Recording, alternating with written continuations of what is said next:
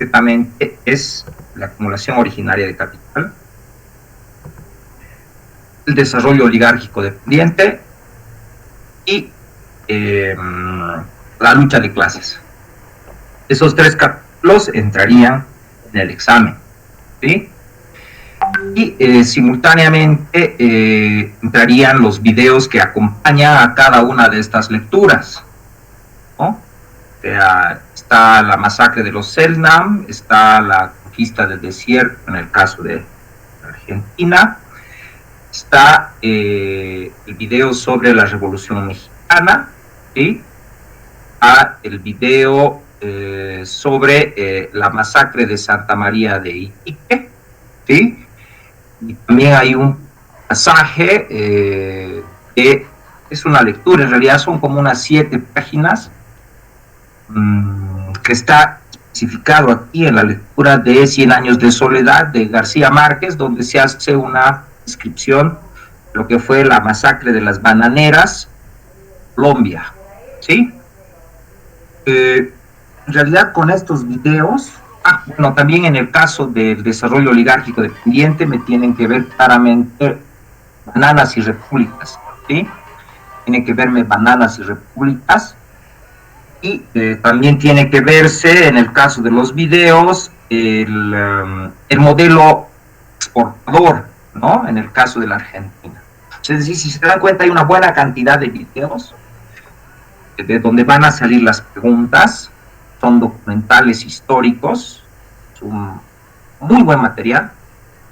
Les reitero que yo creo que ninguna exposición magistral puede superar a la riqueza en términos de información que están en esos videos, que tienen además la ventaja de adecuarse al tema que estamos avanzando. Es decir, si ustedes leen a Cueva, ven los videos simultáneamente, van a saber que estos videos se engranan dentro de la temática, que es lo que estamos llevando en la materia, que es lo que estamos llevando en líneas generales, es el desarrollo del capitalismo en América Latina. Entonces, lo que estamos viendo es completamente el desarrollo. Los videos nos muestran distintos pasajes y en distintos países de este proceso, ¿sí? La fecha de examen la estoy pensando para este viernes. El viernes se daría sobre la base de todo este material que ya se les ha puesto. Y bueno, hoy día sería la clase, digamos, donde de alguna manera, digamos, terminaríamos con esta parte que tiene que ver con el desarrollo oligárquico dependiente, que me ha tomado 2 clases, he estado abundando bastante en esta idea de qué significa para Agustín Cueva esta modalidad oligárquica, ¿sí? Esta modalidad oligárquica y reaccionaria del desarrollo del capitalismo en América Latina. Sobre eso he estado hablando, ¿sí? Voy a terminar esto y de ahí voy a pasar concretamente, voy a pasar a hablar, también he hablado sobre lo que ha sido la acumulación originaria, o sea, son un tema que ya hemos avanzado, acumulación originaria, ¿sí? Hoy cerraría lo del desarrollo oligárquico dependiente, la lucha de clases, ¿sí? Entonces, sobre la base del material que se ha llevado adelante en las exposiciones,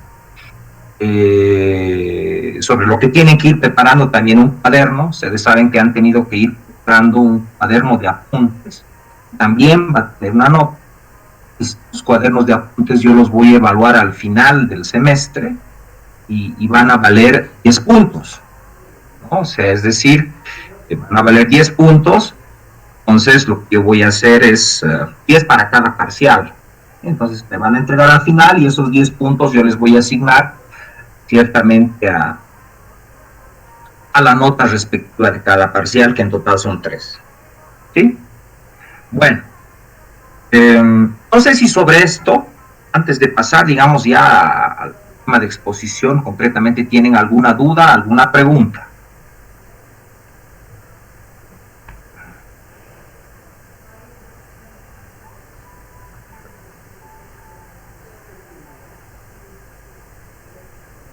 Rodrigo.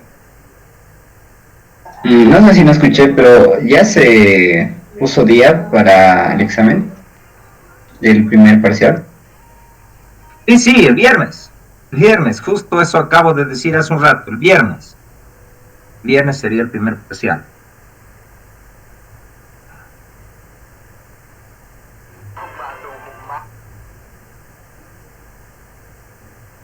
Una pregunta, Alice. Dijo que teníamos que leer simultáneamente el libro de Cueva, ¿no? Correcto. Y hacer los apuntes. En los apuntes tienen que estar, vi el material que dejó y también vi el anterior material que le dijo tal vez al anterior curso y decía que como que había que citar algunas cosas Sí, importantes de Cueva. No sí. sé si eso nos va a pasar No, también en el examen, vamos a tener que no, necesitar citar. no. Olvídense de los anteriores cursos, en realidad con ellos he asumido otra metodología que no me sirvió mucho, porque la gente no leía y sacaba pedazos finalmente de las lecturas. Bueno, me colaba lo que sea. Bueno, no fue bien, no fue bien. Entonces estamos adoptando otra metodología con usted, ¿sí? La idea es empujarlos, decía que no tenga más alternativa que tomar apuntes y leerlos, o sea, verlos, leer el material y prepararse para los exámenes. No voy a hacer preguntas tipo flash, van a ser preguntas, eventualmente podría, digamos, decirles que me refieran a algún pasaje. La mayor parte de la información va a estar en torno a datos, nombres, lugares, eventos, hechos, ¿sí? Situaciones, si les hablo de las características, por ejemplo, de esta fase oligárquica del capitalismo, o sea, voy a pedirles que me citen cosas de tema, o si no voy a dejar espacios en blanco para que los llenen. O sea, bien, por eso he sido muy insistente. Es muy importante que realicen un apunte, o sea, minucioso, tanto de las clases como de los videos como de sus lecturas. ¿Sí? Para el momento del examen, ustedes van a tener todo ese material con ustedes. Es decir, eh, tendrán a un lado a Cueva. Lo ideal es que lo tengan muy bien subrayado a Cueva. ¿Sí? Yo voy a hacer preguntas de Cueva. Entonces, si ustedes lo tienen bien subrayado, ven sus subrayados de Cueva y responden. ¿No? Entonces, van a ser pruebas objetivas. ¿Sí? Voy a hacer, yo creo que unas 3 o 4 distintas pruebas objetivas y las voy a sortear entre ustedes y van a tener un corto tiempo a responder, porque, bueno, dado este método de, digamos que es virtual, la forma de control que yo tengo es buscar que ustedes se concentren exclusivamente en lo que tienen. Si alguien les molesta por el WhatsApp, hermano, no sé si sabes este dato, esta información, etcétera, bueno, sepan que les están quitando un tiempo valioso que les va a suponer a ustedes disminuir sus probabilidades de aprobar. Entonces, les voy a dar un tiempo muy breve para hacer el examen, ¿no? Para que se concentren en su tiempo. Entonces, ustedes tienen que tener todo su arsenal de información, o sea, eso qué quiere decir, estos subrayados, videos subrayados, a ver, imagínense, o sea, creo que a alguien le ha costado ese trabajo de hacer apuntes, ¿no? Y no es poca cosa. Creo que le ha costado hacer sus apuntes, ver los videos. Finalmente tienen el material a su disposición. Lo tienen. Las lecturas que no son muy extensas, el textito de prueba es corto, es complejo, lo reconozco, pero en realidad los videos, tú has leído a Cueva y te ha costado la mitad por comprender, pues si después ves los videos y vuelves a Cueva, allá la cosa se te clarifica más. ¿Sí? Sabes de qué estaba hablando Cueva, ¿no? Y si eso adjuntas mis clases más, ya te va a dar una panorámica más completa. ¿sí? Ya conmigo ustedes tendrían que haber entendido lo que es el proceso de acumulación originaria y cómo eso se dio en el caso de Chile y de la Argentina, por ejemplo. ¿Sí? Y si a eso tú le sumas los documentales que les he pasado, o mejor dicho, y la lectura, si has leído, la lectura se te hace más fácil. Si has visto mi clase, has visto los videos y lees a Cueva, entonces ya la lectura es simple. ¿Sí? Entonces, en realidad, chicos, ustedes tienen a su disposición todos los elementos como para dar un muy buen examen. El asunto es que hayan estado trabajando este tema sobre los documentales, sobre las lecturas, han estado viniendo regularmente a las clases, eso porque el profesor siempre da algunos elementos más que no se han podido entender, y con todo ese material tú vas a dar tu examen. ¿Sí? Entonces, si te ha costado, no le hagas el flaco favor y no te perjudiques tú, que lo crees que te vas a perjudicar, te voy a dar muy poco tiempo.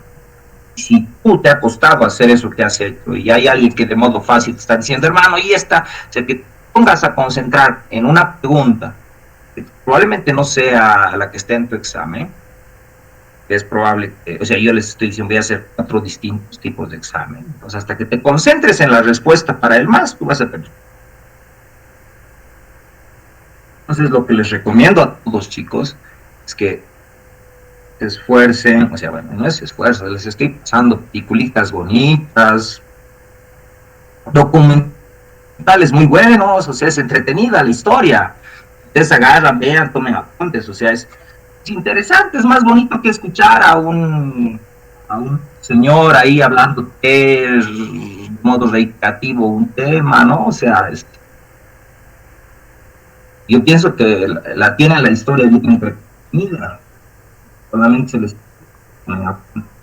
y que respondan a las preguntas, ¿sí? Entonces, si se te ha hecho así, si tienes el material, entonces, bueno, ve y responde las preguntas.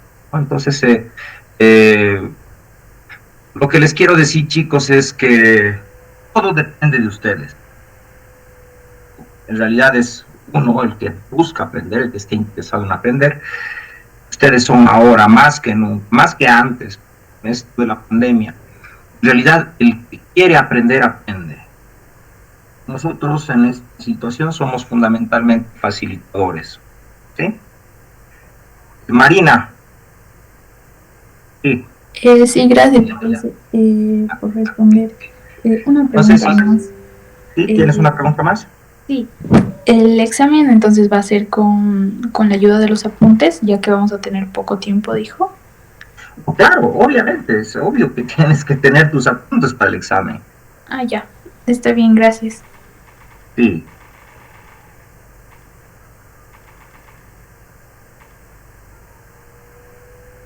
Y Linet.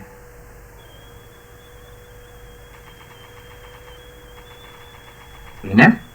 Pero Quiroz Linet. Buenas tardes, disculpe, ¿en qué horario va a ser las clases? Digo, el examen, ¿en el horario de las clases? Sí, a las 12, igual que ahora. Ah, está bien, muchas gracias, licenciada. Nada. Ya. Entonces, yo quisiera pasar directo al tema, ¿ya? Porque, o sea, tienen que tener el cuadro más o menos, aunque sea de modo general, completo, ¿sí? Bueno, entonces durante las anteriores clases hemos estado dando ejemplos anecdóticos inclusive, sobre las características de esta modalidad oligárquica y reaccionaria del capitalismo en América Latina, ¿sí? Ahora bien, durante el último tercio del siglo XIX, fundamentalmente, ¿no? Va a haber un proceso de expansión de la inversión extranjera directa, ¿no? Sobre todo en Sudamérica, procedente de Inglaterra. ¿Sí? O sea, es importante que ustedes tengan como referencia de que América Latina se va a incorporar a la economía mundial como economía capitalista Cuando ya existe un imperio que está consolidado. Ese imperio se llama Gran Bretaña. Es importante que eso lo tomen en cuenta. Es decir, el capitalismo en América Latina, si bien va a tener actores locales, no son los terratenientes, son los comerciantes, es esta burguesía compradora de la que ya he hablado en otras clases, el impulso primordial viene de fuera, ¿sí? Gran Bretaña, Reino Unido está viviendo su segunda revolución industrial. La revolución industrial es el proceso a través del cual la producción manufacturera está llevada fundamentalmente de modo manual, está de modo artesanal, es sustituido por la gran maquinaria, o sea, es la maquinaria que sustituye la actividad manual, ¿sí? Quienes han visto esta película de Charles Chaplin, Tiempos Modernos, muestra esta dinámica, ¿no? Es decir, es como finalmente el individuo termina convirtiéndose en un apéndice de la máquina, realizando operaciones repetitivas, constantes, en que existe un mecanismo que funciona y que ya no depende de él, ¿sí? Entonces, esto está contextualizado ciertamente a inicios del siglo XX, en moderno, ¿no? En realidad, la segunda revolución industrial, ¿no?, va a acontecer durante la segunda mitad del siglo XIX, va a llevar a Inglaterra a convertirse en un gran imperio industrial. Ya era un imperio en ultramar, es decir, era un país que ya tenía varias colonias, ¿sí?, en el África, en Asia, ¿sí? Entonces se va a lanzar a la conquista, en este caso de Sudamérica. Gran parte de los países que acababan de liberarse o que se habían liberado de el yugo español como parte del proceso de independización, va a pasar bajo el control de Gran Bretaña. Pero ojo, es un proceso de neocolonización. Ya el dominio económico moderno ya no sucede como en la época de la colonia, o ya no sucede tan regularmente como en la época de la colonia, donde las colonias se formaban principalmente a través de una invasión militar, ¿sí?, y a través de la ocupación militar. Ahora el proceso de colonización se lleva a cabo fundamentalmente a través de como te dice Lenin, a través de la exportación de capitales, ¿sí? Entonces es un proceso de exportación de capitales. Si ustedes ven los datos que te proporciona Agustín Cueva, sobre todo durante el último tercio del siglo XIX, vas a ver una avalancha de una gran cantidad de inversión extranjera directa. Se coloca principalmente en el sector, y estas cosas tienen que anotar, por supuesto, que se coloca en el sector primario exportador, ¿sí? Existen tres grandes sectores que en la época van a ser, si ustedes quieren, los que van a constituirse en la principal fuente de atracción de inversiones extranjeras o de capitales predominantemente británicos, ¿sí? Va a ser la agropecuaria, ¿sí?, el sector agropecuario. Si ustedes han visto el modelo exportador, este video que les he dado, gran parte de las inversiones inglesas se van a la producción, digamos, agropecuaria, carne, son frigoríficos que también reciben inversión extranjera. Entonces el sector agropecuario es uno de los principales espacios de captación de inversión extranjera. Pero no solamente, también está el sector minero, actividad minera. En el caso de Chile, por ejemplo, la inversión extranjera, ¿no?, va completamente a la producción de minerales, ¿no?, cobre. En el caso Bolivia, lo propio, la actividad minera, ¿sí? Entonces, son los dos principales sectores que van a captar la inversión extranjera directa, principalmente inglesa en el sur. Es este sector agropecuario que he mencionado y el sector minero, noten los chicos. ¿Okay? Y hay un tercero más, ¿no? Que es el sector bancario. ¿Sí? O sea, existen también bancos que van a ser penetrados por el capital extranjero. ¿Sí? Entonces, mira, este es un elemento clave. Mira, en la teoría económica existen, este asunto es controversial, ¿sí? Dentro del liberalismo se asume de que la clave para el desarrollo de nuestras sociedades es la llegada de inversiones extranjeras. Hasta ahora esa es una canción liberal, la van a escuchar ustedes todo el tiempo. La clave del desarrollo es que vengan, eso te decía ya, antes de que Gonzalo Sánchez de Lozada te lo dijera en los 90, ya te lo decía en la década de los 50, 60 del siglo pasado, la vieja oligarquía minera, mucho antes. La clave para que nuestros países se desarrollen es la llegada de capitales extranjeros. Bueno, han llegado los capitales extranjeros, hasta ahora sigue llegando.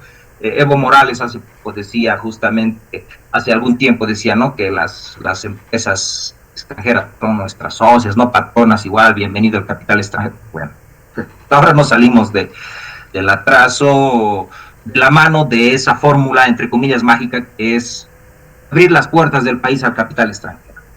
¿Sí? Pero lo que les quiero decir es que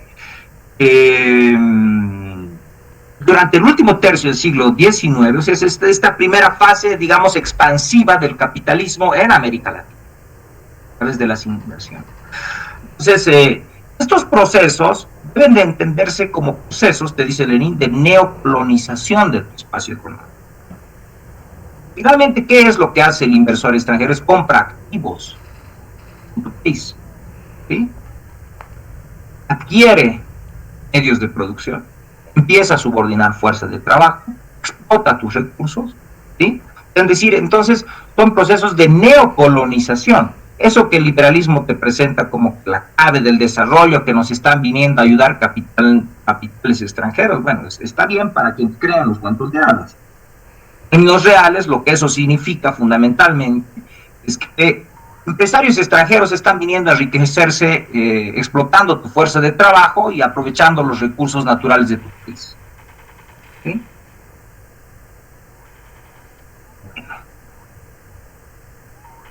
Entonces, estos procesos, en una buena medida, muestra, por ejemplo, lo que pasó con el caso de las bananeras en Centroamérica, ¿sí?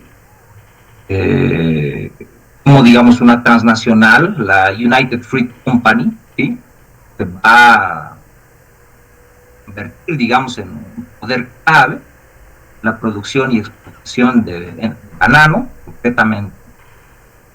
No solamente en Centroamérica, también en Colombia, ¿sí? Poder oligárquico va a ser clave ahí.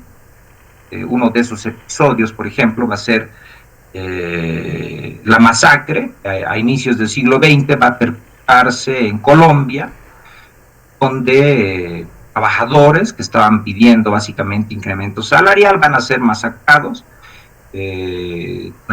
La intervención del ejército, eran trabajadores que estaban protestando contra la United Fruit Company, ¿sí? Entonces, claro, o sea, ahí claramente es ver cómo, digamos, el papel del Estado es favorable al ingreso del capital extranjero.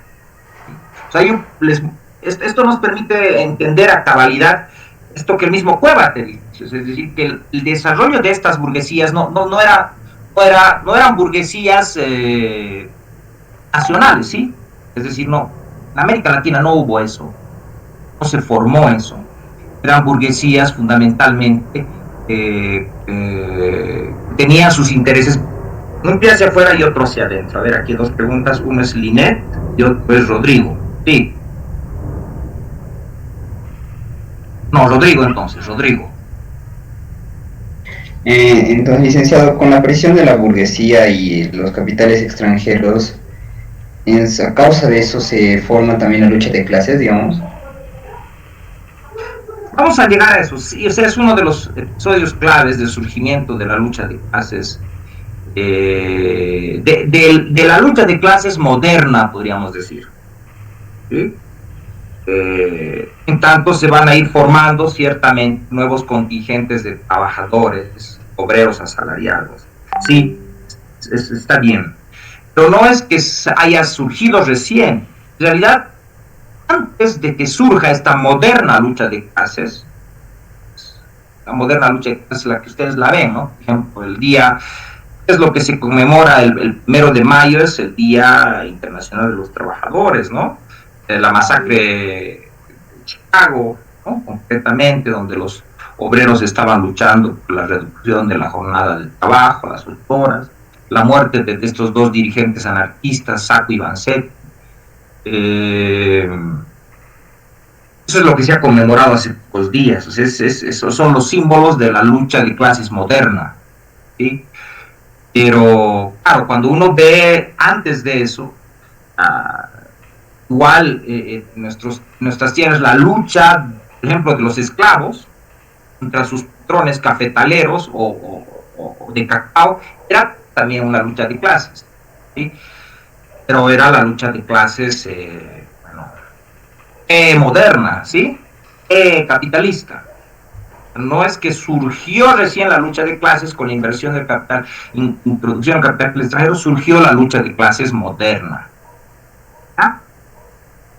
Bueno, no sé, a ver, y otra pregunta más. Miguel Ángel.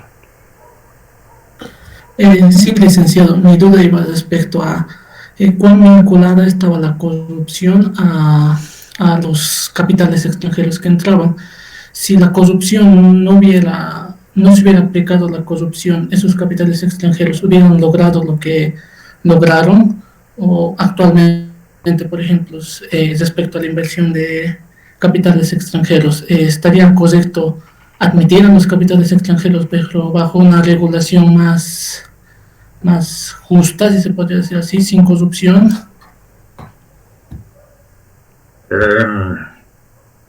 Aquí hay dos dimensiones en tu pregunta. A ver, la llegada de los capitales extranjeros formaba parte de los intereses y de los apetitos de la oligarquía local. De expandir sus negocios, para ampliar el radio de su acción finalmente, para llegar a mercados de afuera. Las oligarquías locales entraron en alianza con el capital imperialista inglés. Pero entraron en negociaciones, forma parte de sus intereses. Está vinculado a la ideología del progreso de la época, o sea, es decir, la idea de que propiedad, progreso son valores, digamos, modernos, los cuales muchos de ellos se adscribían, ¿no? Entonces, ellos van a promover ese tipo de venida del capital de afuera, ¿sí? Ahora, es cierto que la corrupción ha tenido un papel, digamos, estos estados han sido, digamos, en gran medida, digamos, los funcionarios públicos ciertamente han recibido mucha plata fuera, ¿no? Y de las oligarquías locales. Pero no es, digamos, la explicación principal del proceso, ¿sí? O sea, no es que porque eran corruptos permitieron que venga el capital extranjero, ¿no? En realidad, las propias oligarquías van a llegar a controlar las instituciones del Estado. Ellos van a entrar a formar parte del Estado oligárquico, van a ser sus representantes. Agustín Cueva te dice que la alianza entre los señores de la tierra, los terratenientes locales, la burguesía compradora, o sea, es decir, los comerciantes, exportadores, el capital monopólico extranjero, en este caso inglés, el capital imperialista, van a ser los tres grandes intereses que van a controlar las instituciones del Estado. Es decir, es la propia oligarquía la que va a controlar las políticas del Estado y la visión, la orientación, y esto tienen que anotarlo, la orientación en términos de política económica va a ser de tipo liberal. Va a ser de tipo liberal, o sea, es decir, es la idea de dejar hacer, dejar pasar, ninguna restricción a la venida de capitales de afuera, libertad de repatriar utilidades, bajísimos impuestos a la producción y a la exportación, bajos aranceles a la importación de productos. Ellos recuerden que también son comerciantes, entonces están interesados en que se fomente el ingreso de mercancías dentro del espacio local. Es decir,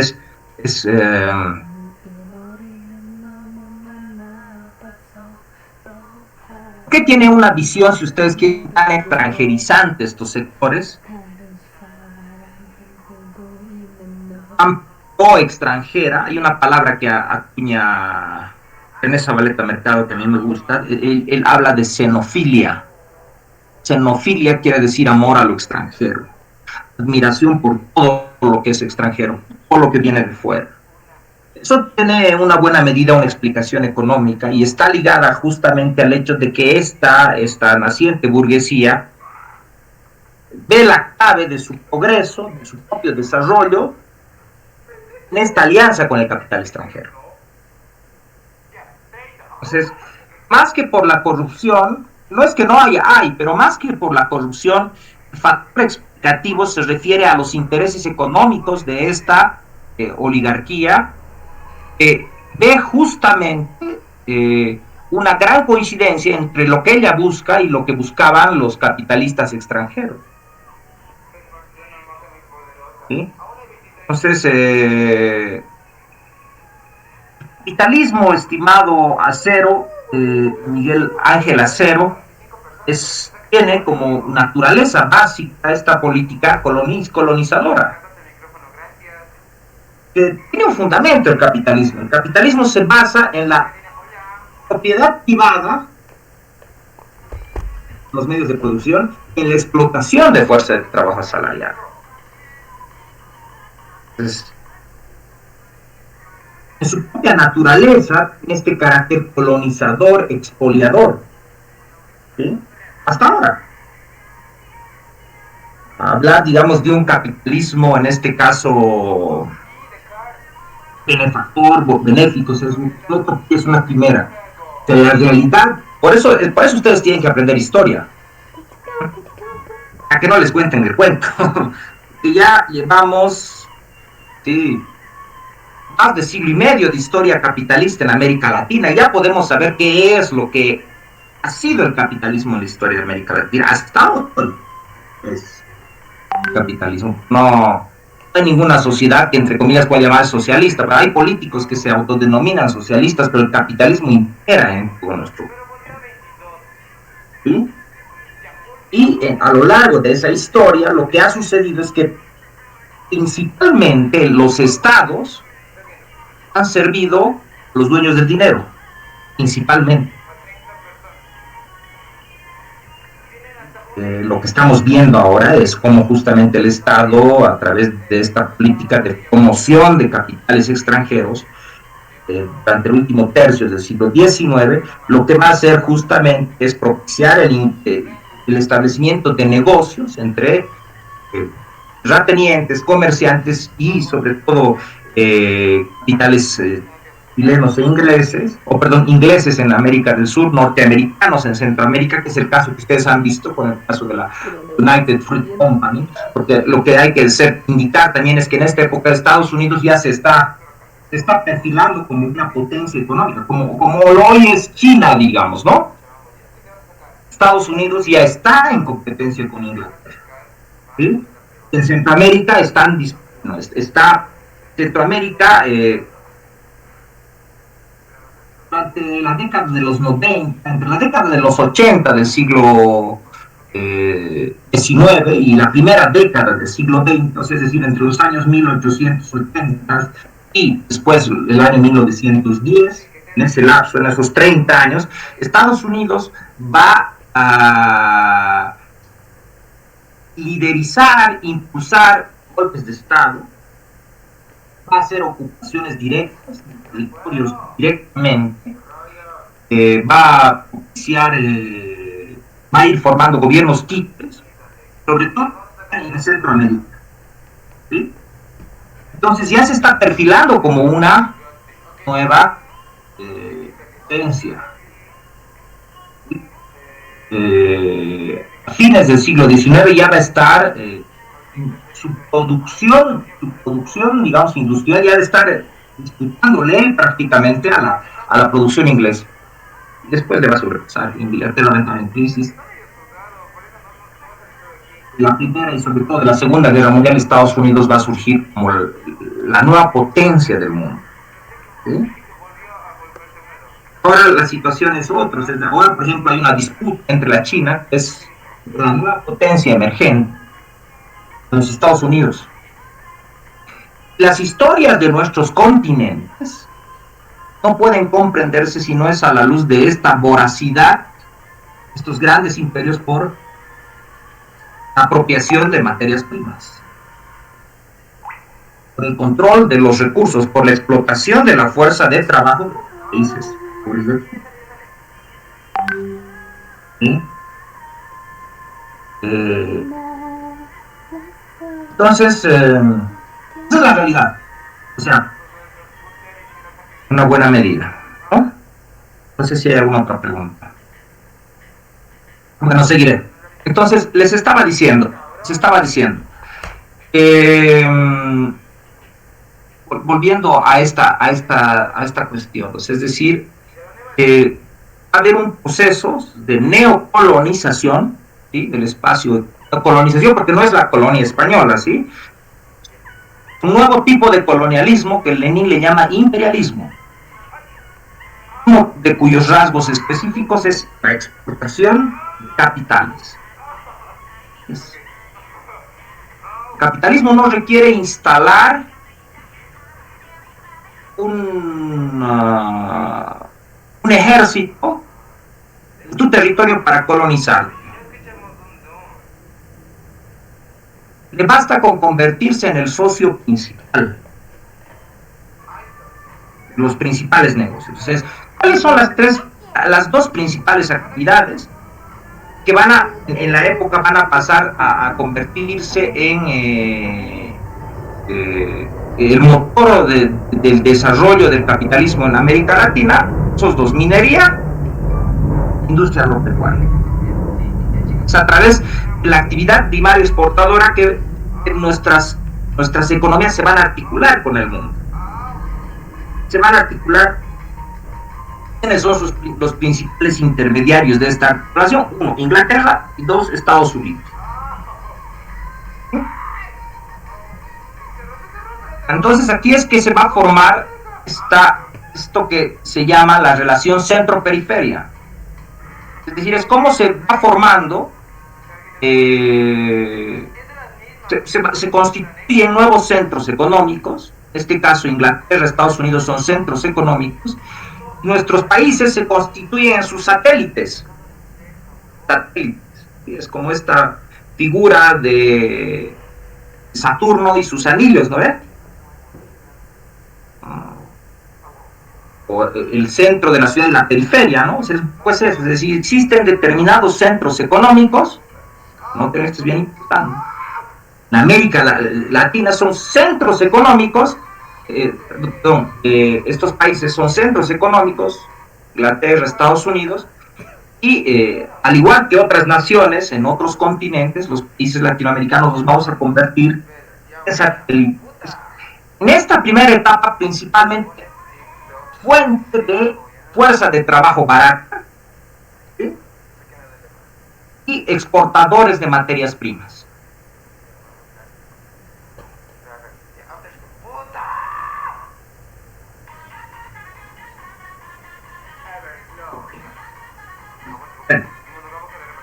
Entonces, si uno se pregunta inicialmente,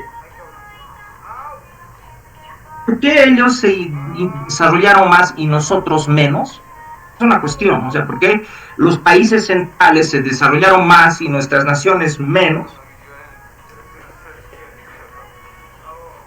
La respuesta está en esta relación asimétrica, ¿sí? En esta relación desigual, porque lo que se va a instalar ahí es una relación de explotación, ¿ya? Porque finalmente lo que va a suceder es que nuestras naciones van a convertirse en exportadoras de excedente, es decir, la explotación de la fuerza de trabajo, pues ahí está la clave. La explotación de la fuerza de trabajo se traduce en producir cacao, en producir carne, en producir plata, en producir cobre, en producir materias primas. O sea, tienen que entender eso, es la teoría, digamos, del valor de Marx. O sea, explotación de fuerza de trabajo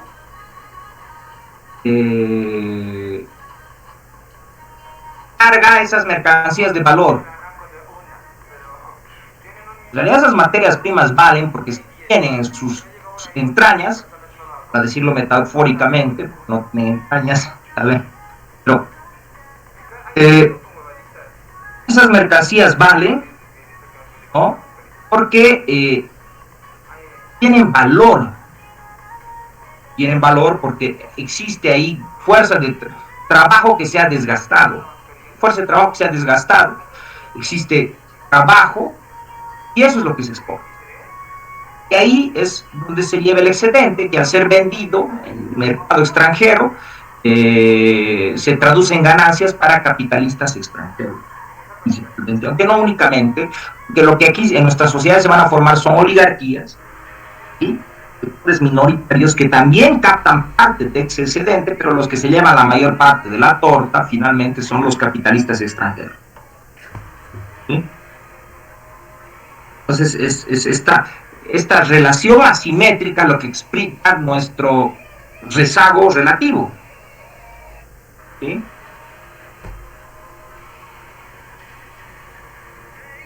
Entonces este es un primer aspecto de lo que establece es una relación de subordinación, ¿sí? Tanto terminaron muchas de estas burguesías convirtiéndose en socias minoritarias de negocios, principalmente controlados por capitales extranjeros. Ese es un primer aspecto. Entonces, por eso, y aquí viene la otra parte de la pregunta, chicos, no se olviden. Debe aparecer en el examen, ¿eh? Por eso Agustín Cueva le llama desarrollo oligárquico dependiente. Oligárquico porque es esta vía oligárquica del capitalismo a la que he hablado, o sea, lo tienen que tener claritos, o sea, es decir, terratenientes que se convierten en capitalistas, ¿sí? Es la vía Juncker del capitalismo sobre lo que he hablado en clases anteriores, ¿sí? Es la vía oligárquica dependiente. ¿Y por qué es dependiente? Esta otra parte de lo dependiente es lo que acabo de hablar ahorita. Porque en realidad esta actividad va a estar controlada por el capital imperialista, principalmente inglés y en menor medida todavía norteamericano. ¿Sí? Eso te lo muestra cabalmente los dos videos que les he dado, esto que estoy hablando ahorita. Repúblicas y bananas, Centroamérica, la United Fruit Company, y el del capital inglés, ¿sí? Concretamente en la producción agropecuaria, en el caso de la Argentina, ¿sí? Entonces, por eso se llama desarrollo oligárquico dependiente. Lo de dependiente viene de esta relación de dependencia, estas nacientes burguesías locales, no les llamo nacionales, ya saben por qué, y esa puede ser otra pregunta, la diferencia entre una burguesía local y una burguesía nacional, cierro paréntesis, su articulación con, dependiente con el capital imperialista. ¿Sí?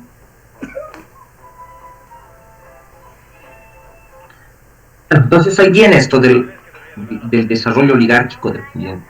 Ahora, uno de los efectos que va a acontecer, que te lo menciona muy bien Agustín, es que este capital, este proceso en muchos países va a suponer un estrangulamiento de tu mercado interior. Porque claro, lo que va a propiciar el liberalismo en una buena medida es la importación de productos que vienen de fuera.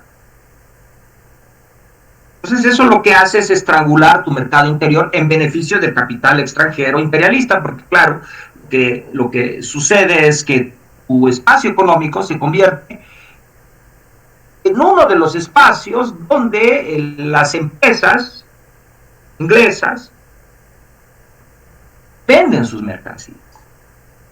Entonces, claro, tu crecimiento de tu demanda lo que hace es servir los intereses de empresas extranjeras, principalmente, la política de liberalismo económico.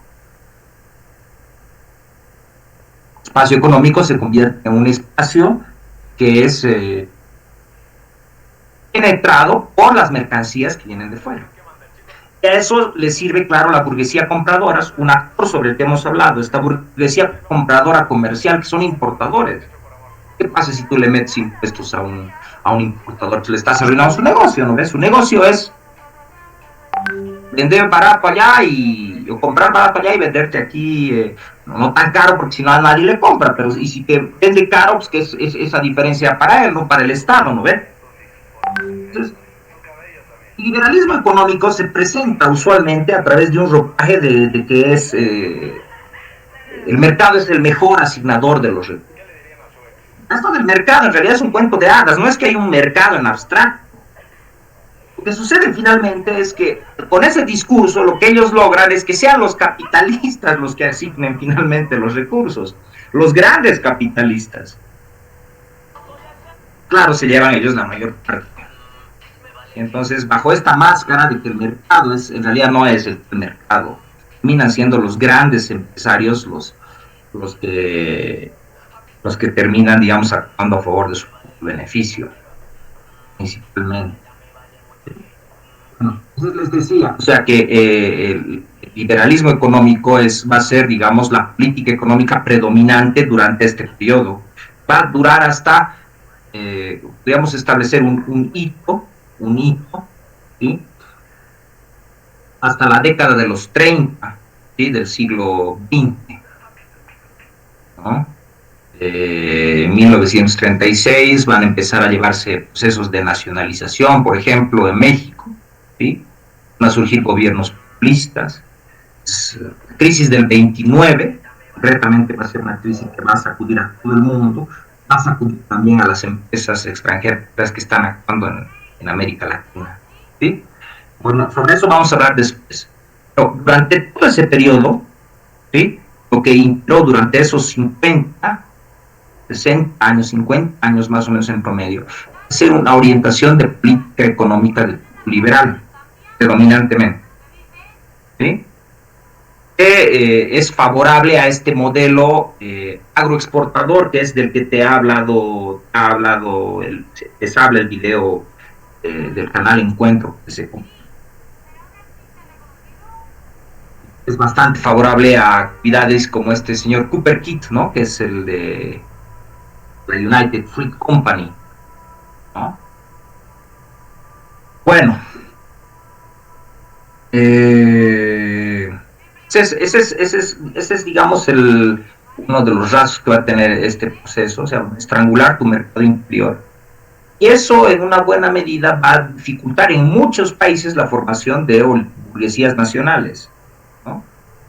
Pues vamos a ver eso cómo se complica, porque no fue lo mismo en Argentina que en el Perú, es decir, o en Bolivia. Van a haber países que se van a desarrollar más en América Latina, pero lo vamos a ver después. Ideas básicas sobre lo que fue esta modalidad oligárquica dependiente del desarrollo del capitalismo en América Latina. ¿Sí? Nosotros vamos a convertir en economías capitalistas cuando ya existen imperios constituidos a nivel mundial que crean grandes obstáculos para que existan procesos autónomos de acumulación, endógenos de acumulación, o sea, es decir, para que se vayan formando capitales, digamos, locales, que puedan lanzarse al control de su espacio económico local, ¿no? El imperialismo lo que va a hacer es controlar los sectores claves de tu economía, en esta primera etapa, materias primas, y a la vez los mercados. Es un proceso de neocolonialismo, en este caso económico. ¿Sí? Bueno, si ya con esto estaríamos cerrando esto del desarrollo oligárquico dependiente.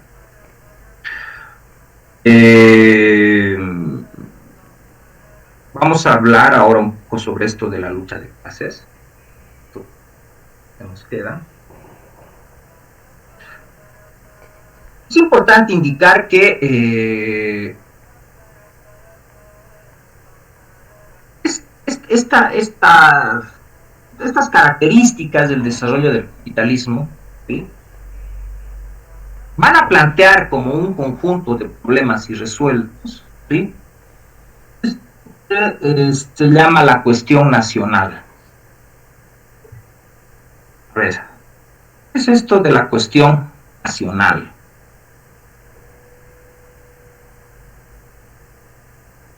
El problema de la falta de integración, ¿no?, de las naciones latinoamericanas, el problema de su fragmentación, fuerte fragmentación local, tiene como una de sus condiciones justamente esta suerte de articulación, digamos, económica fragmentaria. A ver, si ustedes se ponen a pensar, voy a plantear un ejemplo, ¿sí? En el caso de las bananas, ustedes han visto, ¿sí? Ustedes han visto cómo les pagaban a los trabajadores, ¿no ve? Les daban vales, eran sueldos prácticamente miserables, ¿no? Entonces, esta dinámica lo que hace, ¿qué es? Es formar una economía de tipo enclave. ¿Cómo es esto de una economía de tipo enclave? Se trata de que hay un sector, en realidad una empresa que está articulada al mercado internacional y es del primer mundo, ¿sí?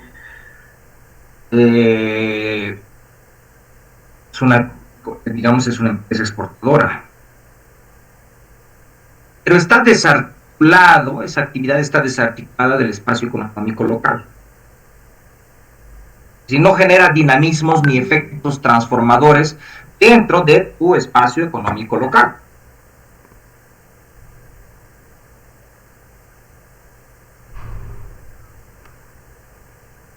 Entonces, no existe si ustedes quieren, una articulación económica, ¿no?, endógena, local. Principal, digamos, actividad está más vinculada con el extranjero, localmente. Y a esto se vincula el otro hecho que es muy importante, de que en la medida en que tus trabajadores ganan tanto, es un sector muy pequeño de la población empleado, esto no te ayuda al desarrollo de un mercado interior,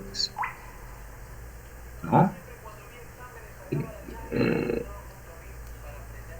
¿Cómo definimos esto, el mercado interior? A ver, citando más, podemos decir que un mercado interior es una sociedad de productores de mercancías, una sociedad local de productores de mercancías. Esta idea es bien central, es una sociedad de productores de mercancías. Cuando estamos diciendo productores, estamos diciendo productores capitalistas de mercancías. Este es un mercado interno. Claro, lo que hace un productor local es generar una demanda local, ¿no? Eso es lo que no hay. Lo que tú tienes es fundamentalmente una burguesía compradora, ya les había dicho, intermediaria, comercial, ¿no? Tiene un puesto fuera y otro adentro. Entonces, el problema de la construcción de la nación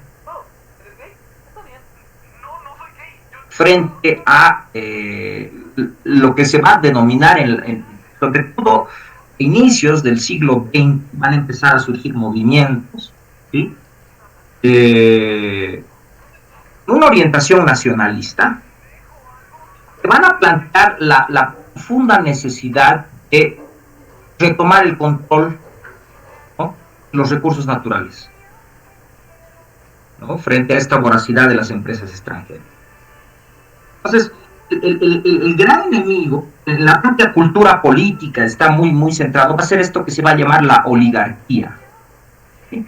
Este discurso contra la oligarquía, que ustedes hasta ahora lo escuchan, en realidad no es propiamente boliviano solamente, en realidad es un legado que tiene más de un siglo de existencia. Uno lo puede ya ver durante las primeras décadas del siglo XX. Pues, estamos hablando de los años 30 sobre todo, donde se va a ir formando, van a ir formándose movimientos, ¿no?, van a plantear, como te dice Agustín Cueva, en el centro de la lucha política esta contradicción entre oligarquía y pueblo. Esa es la oligarquía pueblo. Lo que Agustín Cueva te dice es que en esta primera etapa no existen movimientos obreros altamente cohesionados, planteen reivindicaciones políticas propias. Eso va a venir después como producto de un proceso de industrialización, te dice. Entonces, lo que se halla en el centro de la lucha política va a ser esta contradicción oligarquía. ¿Sí? Ahora, hay una película que yo les he compartido sobre el movimiento obrero argentino. En realidad ese más, me estaba olvidando que ese más entra, por si acaso le examen. Vamos a hacer esto, chicos, ¿ya? Les voy a dar el lunes para su examen. ¿Sí? Porque claro, lo que uno puede ver con eventos como estos es, por un lado, es de la masacre de las bananeras, o este otro episodio del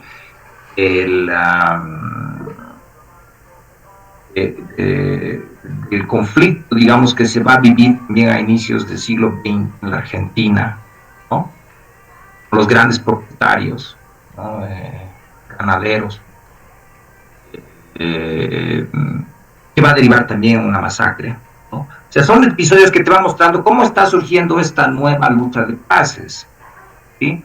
Entonces, esta película la tienen que ver y me la tienen que resumir, ¿sí? Ahorita no la tengo en mente, no recuerdo cuál es. ¿Alguien la ha visto ya? Está en la serie pasada, es una hermosa película, una película argentina. Creo que la serie pasada ya. ¿Alguien me quiere hacer recuerdo del título? Patagonia Rebelde. Patagonia Rebelde, correcto. ¿Ya la has visto? Sí, licenciado, tenía una duda sobre eso. En una parte muestran atrás de donde tienen sus reuniones, hay los líderes anarquistas, y además sobre la masacre de las bananeras dice que también hubo anarquistas extranjeros como italianos y españoles que fueron a meter ideas. Entonces, el anarquismo también juega un papel importante en la lucha de clases iniciales, digamos. Sí, en esta primera etapa va a ser bien importante, ¿no? En realidad el anarquismo plantea, digamos, como norte político la formación de una sociedad igualitaria, ¿sí?, la abolición de la propiedad privada, el anarquismo. Sobre todo te plantea, bueno, como horizonte la anarquía, que les llama, que es ausencia de Estado, ¿sí? Entonces sí, es decir, a la vez que luchan contra la propiedad, por la abolición de la propiedad privada, te plantean un objetivo de una sociedad sin, como ellos llaman, sin dioses en el cielo ni amos en la tierra, que es una consigna muy difundida. Entonces sí, pero claro, o sea, a lo que se refiere Agustín Cueva es que todavía tú no tienes un movimiento obrero con un proyecto político claramente definido, que es lo que va a surgir después. Esta primera etapa, lo que casi no te habla del anarquismo, Cueva. Estas otras fuentes que les he dado sí te hablan del anarquismo. Pero ya se ve cómo se va formando un movimiento independiente.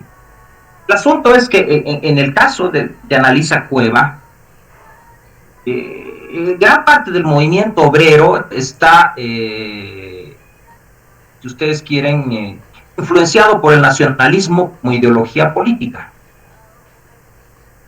El nacionalismo como ideología política, al menos en esa época, sigue siendo un programa capitalista, en esa época, un programa capitalista de construcción de lo que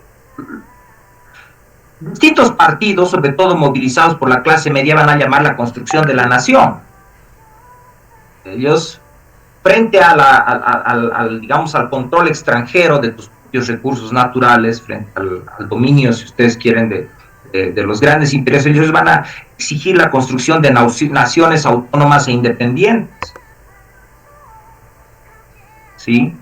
Es como su norte, y dentro de eso van a acuñar la tesis de la construcción de una burguesía nacional. Gran parte de los movimientos, desde los 30 en adelante, es el ejemplo, los nacionalismos como el de Getúlio Vargas o el de Juan Domingo Perón, lo que van a plantear es la necesidad de construir una burguesía nacional, es decir, capitalistas unificados al interior. Esa es su perspectiva. Entonces sigue siendo una perspectiva capitalista. Lo que Agustín Cueva te está diciendo es que en estas luchas, en estos movimientos de inicios de siglo, no va a surgir todavía, de las primeras décadas del siglo XX, no va a surgir aún un movimiento obrero con una ideología autónoma independiente, independiente respecto de estos otros movimientos que eran movimientos burgueses. O sea, finalmente los nacionalistas en esa época lo que están planteando es la construcción de países capitalistas autónomos e independientes. Un Estado que defienda los intereses de su mercado interior, una unificación de tu espacio económico a través de aranceles altos, que impidan el ingreso de o que al menos limiten el ingreso de productos importados, industrializar tu economía localmente. Entonces es algo que ustedes muchos, hasta ahora, para muchos países latinoamericanos sigue siendo una idea esto, ¿no? De cómo industrializar tu propia economía, está basada en la producción y exportación de materias primas. No es un proyecto, sigue siendo un proyecto burgués, lo que quiero decirles, sigue siendo un proyecto capitalista movido por sectores medios, sobre todo la clase media. No hubo aquí una burguesía nacional que sea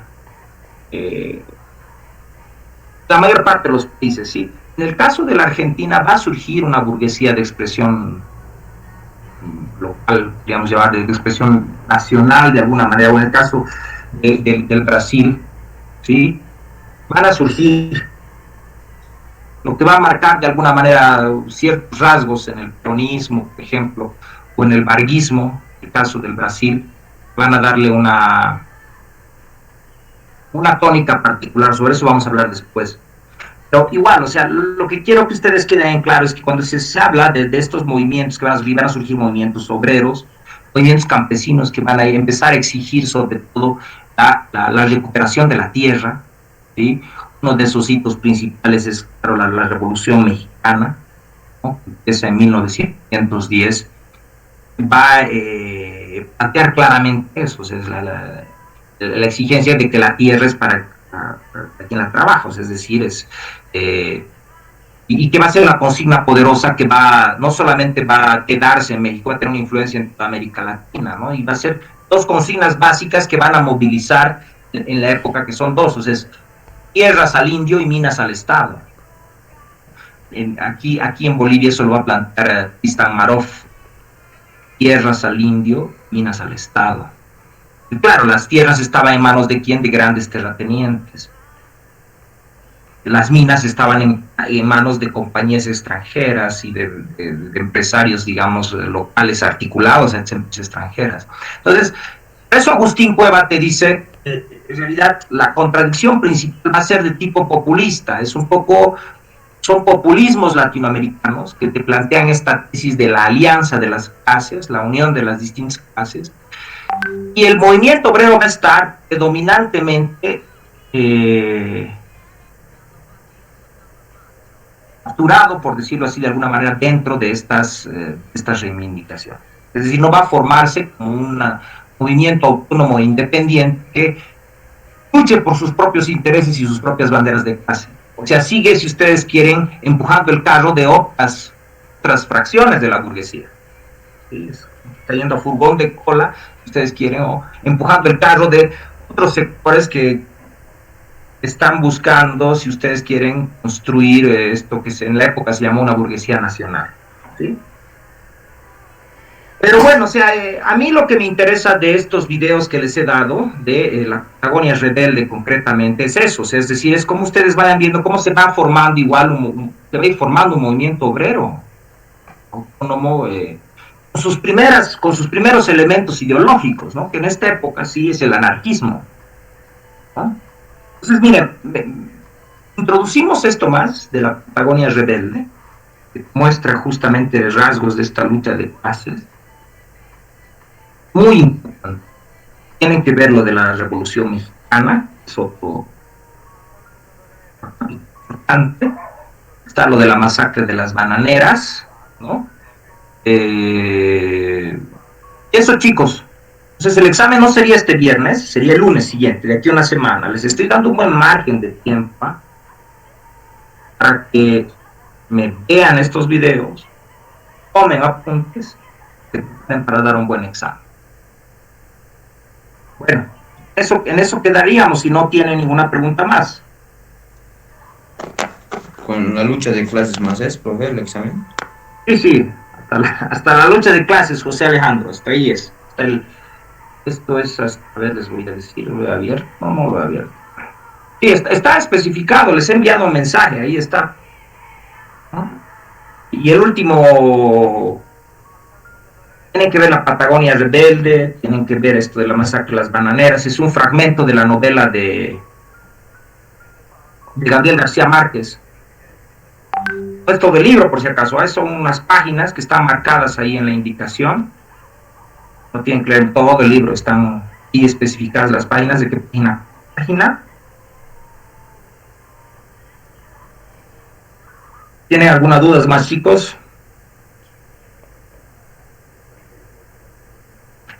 Ninguna. ¿No? No, ninguna dice. Ok. Listo, entonces, si no hay más, entonces quedaríamos en eso. Quédense bien, disfruten el material. Espero que sea para ustedes visiblemente agradable el pasaje, porque la verdad, yo hubiera querido aprender la historia así, en esos documentales. Bueno, prepárense para el examen, nos veríamos el siguiente lunes a las 12. ¿Sí? Hasta luego entonces, chicos. Gracias por la clase, Alicia. Hasta luego. Hasta luego, chao. Hasta luego. Chao, chao. Hasta luego, Alicia.